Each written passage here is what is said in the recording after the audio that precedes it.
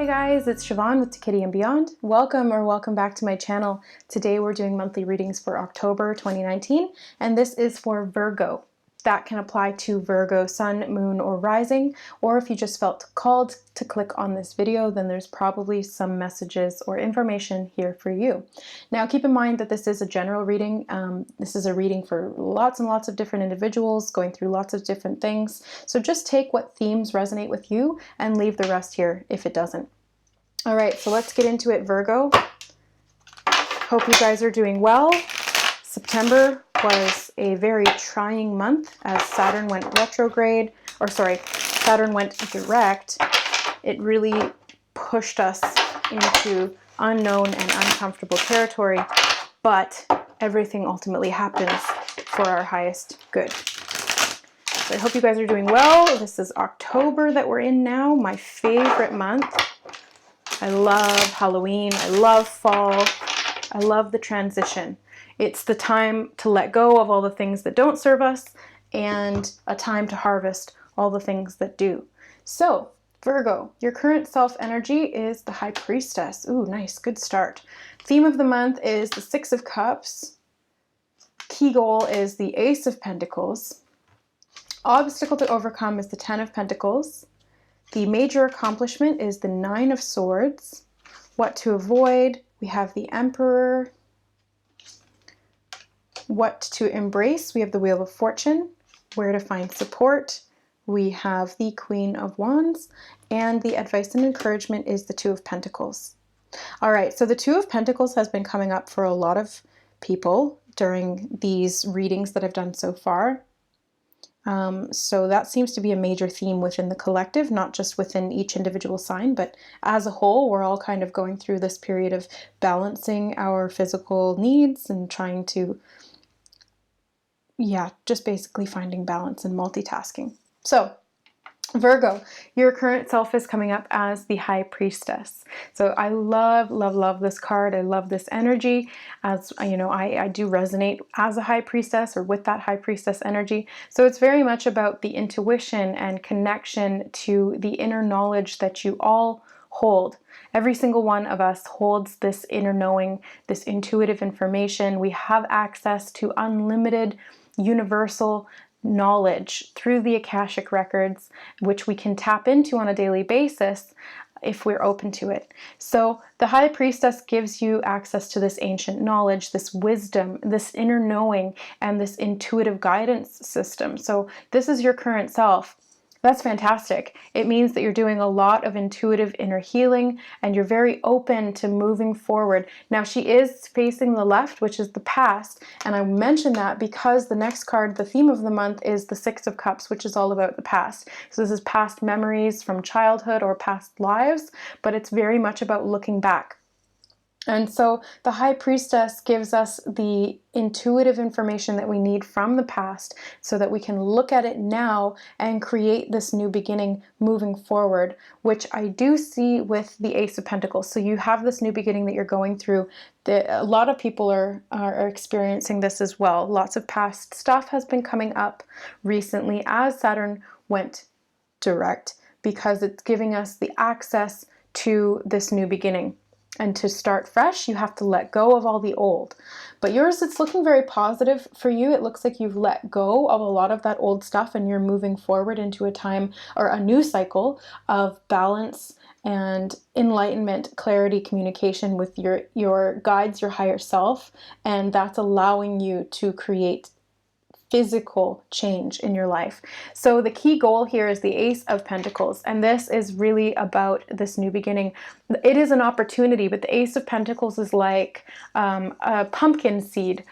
For some reason, that's what they're showing me, a pumpkin seed. How appropriate for October. So you can be given a pumpkin seed, and what you do with it is going to dictate what happens, right? So you can do nothing with that pumpkin seed. You can throw it away and forget about it. You can eat it.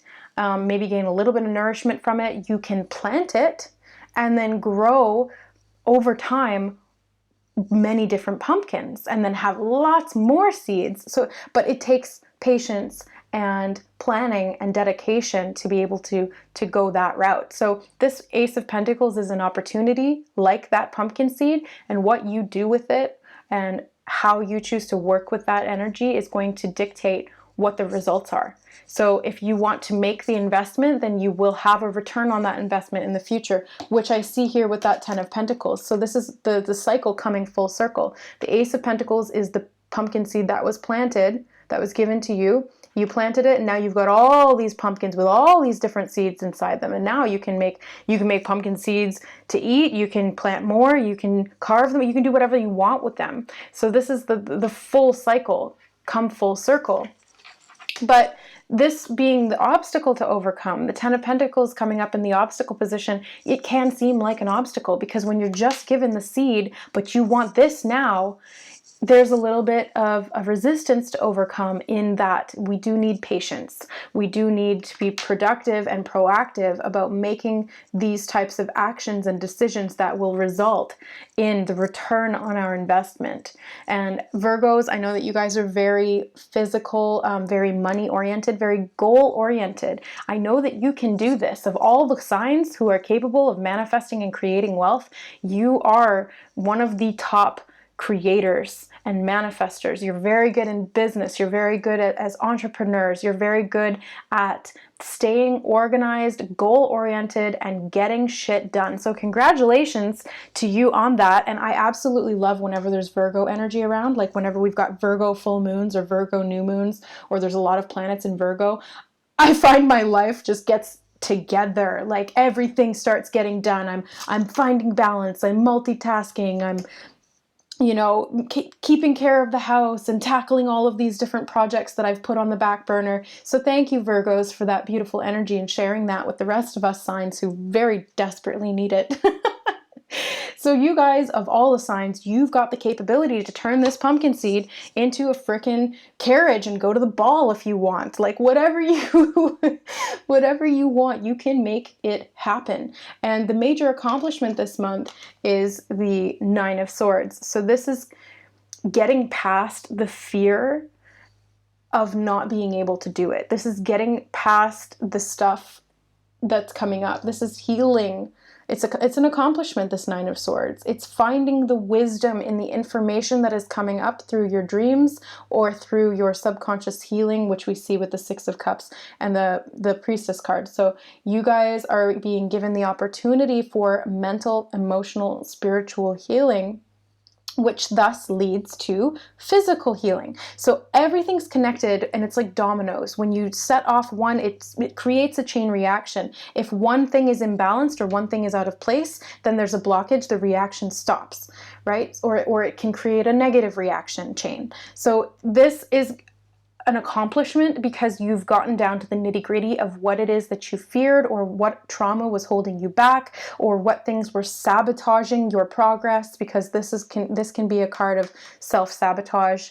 And it's very much to do with this checkered past. You've got this checkered past that can either support you because you learn from it, or it can be detrimental to you because you resist it, or you try to ignore it, but then the cycles continue on their own anyway. So this is really about getting down and understanding the full perspective of it. And that's really what that owl represents. I don't know if you guys can see that in the card, but the owl represents this wisdom, this knowing. He's able to see in the dark, and he's able to fly silently through without creating a ruckus in the subconscious mind and stirring up other things. He's able to silently and stealthily get to the problem and understand it so that he can fix it. And that's what that High Priestess energy is about. The owl is like the embodiment of the High Priestess if it was an animal form. So you have that access this month, and that is the major, major accomplishment for you. So what to avoid is the Emperor. Taurus got this card in the exact same position. So if you have Taurus in your chart, or if you are in relation to a Taurus or something like that, I would recommend watching that video as well, because it will give you a little bit more context on what this means for you, potentially.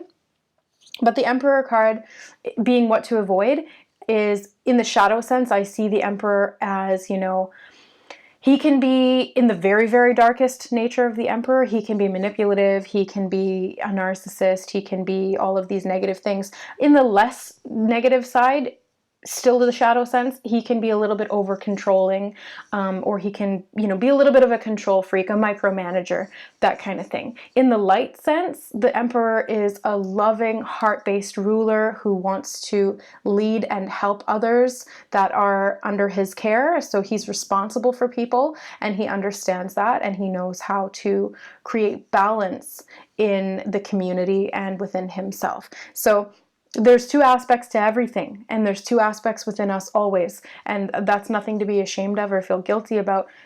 We all have a light side and a shadow side, so it's really not about rejecting the shadow aspects of ourselves. It's about understanding them and learning them to the point that we don't act out of them. Because I was just watching Harry Potter last night. Obviously it's fall. That's like my routine every fall. I do a marathon of Harry Potter.